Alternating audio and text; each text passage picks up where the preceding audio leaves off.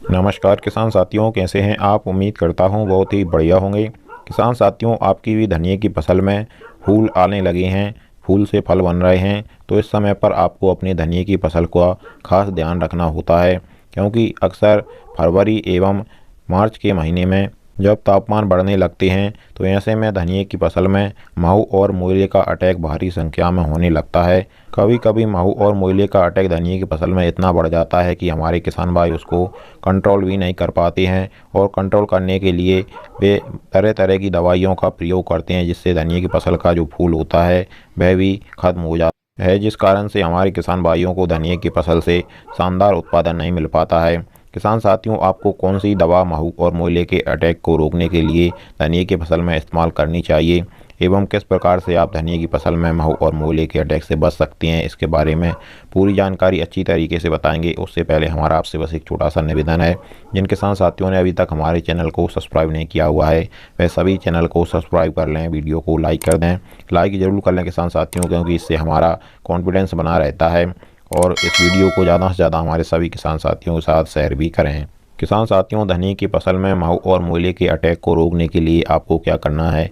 जब भी आपकी धनिया की फसल में फूल और फल बनने लगें तो उस समय पर तापमान बढ़ रहे हों, जैसे फरवरी एवं मार्च का महीना हो, तो ऐसे में आपको अपनी धनिया की फसल की समय समय पर निगरानी करते रहना है। जब भी आपकी धनिया की फसल में थोड़ा बहुत भी माहू मोइले का अटैक देखने को मिले, आपको जो धनिया का फूल होता है उसके नीचे देखना है। उसके नीचे इस तरीके से मोइला या माहू चिपकी हुई आपको दिखाई देगी। जैसे ही थोड़ा बहुत आपकी धनिया की फसल पर माहू और मोइले का अटैक हो तो किसान साथियों, आपको क्या करना है, पूरी धनिया की फसल में आपको कीटनाशक का स्प्रे नहीं करना है। आपको चारों महीनों पर लगभग एक हफ्ते के अंतराल से स्प्रे करते रहना है। जब तक आपकी धनिया की फसल में बीच में आपको माहू और मोइले का अटैक देखने को ना मिले, तब तक आपको बीच में धनिया की फसल में स्प्रे नहीं करना है। आपको चारों महीनों पर एक सप्ताह के अंतराल से समय समय पर स्प्रे करते रहना है। जो माहू और मोइला होता है किसान साथियों, है आपकी धनिया की फसल में आपकी मेड़ों के शुरुआत से ही लगता है। शुरुआत से लगने के बाद में है अंदर को फैलता है। तो ऐसे में आपको अगर चारों मेड़ों पर स्प्रे करते रहेंगे तो यह अंदर को फैलेगा ही नहीं। इसके कंट्रोल के लिए किसान साथियों, आपको जो इमिडाक्लोप्रिड दवा आती है इसका स्प्रे करके माहू और मोइले पर आप नियंत्रण कर सकते हैं बिल्कुल आसानी से। इसके अलावा जो थाया मेथोक्सम 25% WG वाली दवा आती है, इसका भी आप स्प्रे करके धनिया की फसल में माहू और मोइले से निजात पा सकते हैं।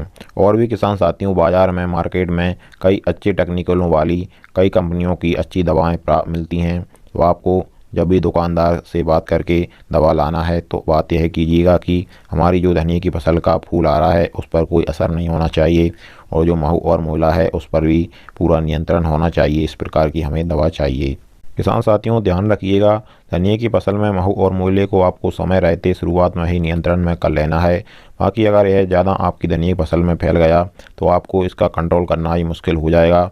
और दूसरा, जो आपकी धनिया की फसल में फूल आ रहा है वह भी इन दवाओं के कारण से बहुत ज़्यादा डिफेक्ट हो जाएगा। और एक बात का और ध्यान रखिएगा, किसी भी हाई टेक्निकल वाली दवा का प्रयोग आपको धनिया की फसल में नहीं करना है, और डोज भी आपको ज़्यादा नहीं देना है धनिया की फसल में दवा का, क्योंकि धनिया की फसल का जो फल और फूल होता है यह बहुत ही जल्दी डिफेक्ट होता है। तो इसलिए आप किसान साथियों इन बातों का ध्यान रख के धनिया की फसल में माहू और मोइले पर समय रहते नियंत्रण पाएँ। और बाकी आपकी सभी फसलों की सही और समय पर जानकारी हम आगे भी देते रहेंगे। इसके लिए आप हमारे चैनल को सब्सक्राइब करना बिल्कुल मत भूलिएगा। चलिए फिर मिलते हैं अगली वीडियो में। नमस्कार।